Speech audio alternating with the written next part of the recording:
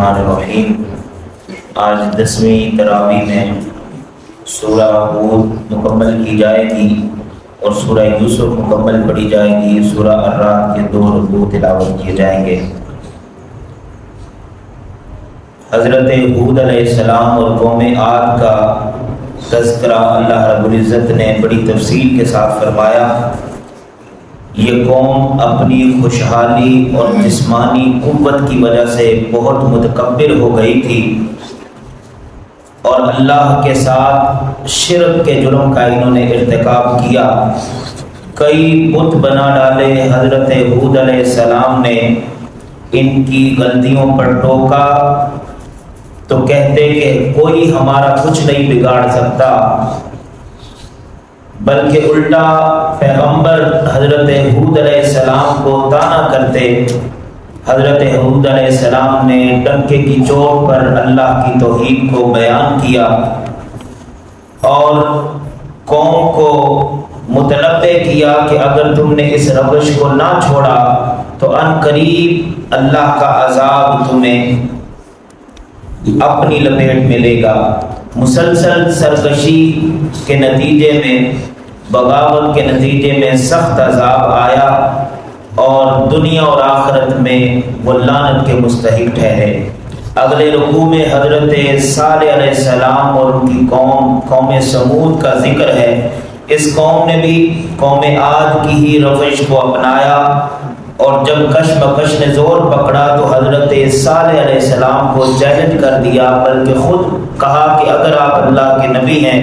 تو یہ سامنے ایک پہاڑی ہے، اس سے اونٹنی نکل آئے تو ہم آپ کو مان لیں گے۔ جب اونٹنی نکل آئی اور وہ حاملہ بھی تھی تو آپ نے پھر انہیں کہا کہ اب تم نے اونٹنی کو کچھ نہیں کہنا، یہ معمول من اللہ ہے، یہ اللہ کی طرف سے آئی ہے۔ لیکن اس قوم کی بدبختی کہ انہوں نے اس اونٹنی کو بھی مار دیا، قتل کر دیا۔ پھر اللہ رب العزت کا عذاب ان پر بھی برسا اور دنیا و ہستی سے ان کا نام و نشان مٹا دیا گیا۔ رکوع نمبر 7 میں حضرت ابراہیم علیہ السلام اور حضرت لوط علیہ السلام کا ذکر ملتا ہے کہ جب قوم لوط پر عذاب کے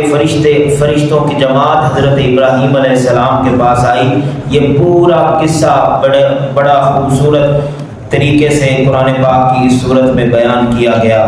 9ویں اور 10ویں رکوع میں حضرت موسیٰ علیہ السلام کے حالات اور یوم قیامت کی منظر کشی کی گئی۔ فرمایا گیا کہ قیامت کے روز ہر قوم اپنے پیشوا اور رہنما کے ساتھ آئے گی، بس جو نیک اور صالح قیادت ہوگی، یعنی وہ اپنے جو ان کے ہادی ہوں گے انہیں جنت کی طرف لے جائیں گے اپنے چاہنے والوں کو، اور جو گمراہ اور مفسد قائلین ہوں گے ان کو ان کے سمیت قوم کے سمیت جہنم کی طرف ہانکا جائے گا۔ سورہ کے آخر میں اللہ رب العزت نے مجموعی طور پر تبصرہ کرتے ہوئے فرمایا کہ جب بستیوں میں اصلاح کی گنجائش باقی ہوتی ہے، اصلاح کرنے والے موجود ہوتے ہیں، اس وقت تک اللہ اپنا عذاب نہیں بھیجتا۔ اگر اللہ چاہے تو سب کو ایک ڈگر پر چلا دے، لیکن اللہ نے انسان کو آزادی دی ہے، اسے اختیار دیا ہے اور راستے خود منتخب کرنے کی اجازت دی ہے۔ سورہ یوسف کا آغاز ہوتا ہے۔ اس کا پس منظر یہ ہے کہ کفار مکہ اس غرض سے حضور نبی اکرم صلی اللہ علیہ وآلہ وسلم کی بارگاہ میں سوال کرنے کے لیے آئے کہ ہم ایسا سوال کریں گے تو آپ جواب نہ دے سکیں گے تو ہم اپنی فتح کا اعلان کر دیں گے۔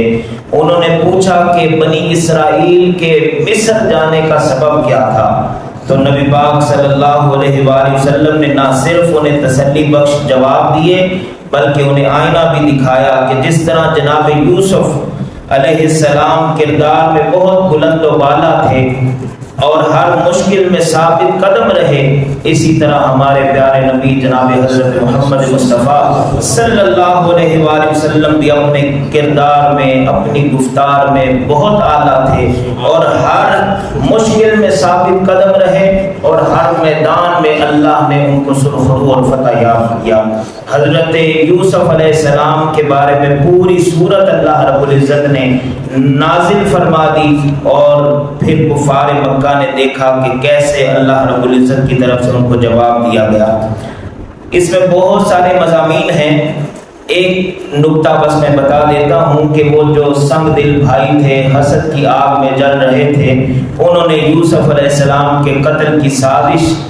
کو رچایا اور اپنے والد جناب یعقوب علیہ السلام سے منت سماجت کرتے ہوئے، سیر و سیاحت کی اجازت طلب کرتے ہوئے کہنے لگے کہ ہم اپنے بھائی کو لے کر جانا چاہتے ہیں۔ تو جناب یعقوب علیہ السلام نے اپنے خدشات کا اظہار کیا کہ اگر تم کھیل کود میں لگے رہے اور اسے کوئی جنگلی جانور، اور بلکہ بھیڑی کے لفظ آتے ہیں کہ اگر انہیں کوئی بھیڑیا نقصان پہنچا گیا تو کیا ہوگا؟ تو انہوں نے کہا جی کہ ہم تو بڑی مضبوط جماعت ہیں، ہم بڑے طاقتور ہیں، اپنے بھائی کا پورا دفاع کریں گے، اس کی حفاظت کریں گے۔ تو بالآخر اجازت مل گئی، اور جب لے گئے جنگل میں تو بڑا مارا ظلم کیا، بالآخر انہیں کنویں میں ڈال دیا،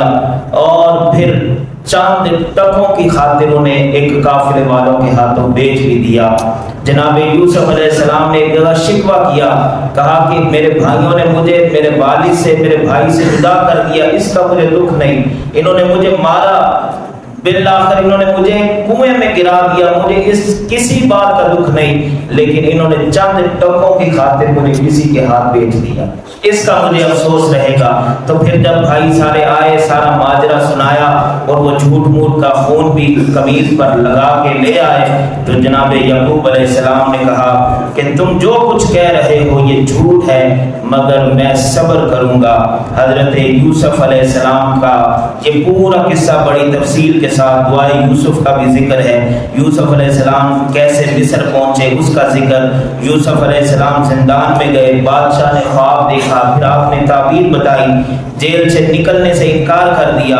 بنیامین سے ملاقات ہوئی، بھائی سارے آئے گندم لینے کے لیے، یعقوب علیہ السلام کا غم اور یقین محکم، یہ ساری تفصیلات اس سورہ میں بیان کی گئیں۔ تو آخر میں اللہ رب العزت نے فرمایا حضور نبی اکرم صلی اللہ علیہ وآلہ وسلم کی زبان سے کہ میرا راستہ تو یہ ہے کہ میں تمہیں اللہ کی طرف بلاتا ہوں، اور میں خود بھی سیدھے راستے پر ہوں، اور جو کوئی میرے راستے پہ چلے گا یقیناً فلاح پا جائے گا۔ اور پھر آخر میں بتایا کہ یہ قصے صرف محفلیں گرمانے کے لیے نہیں ہوتے،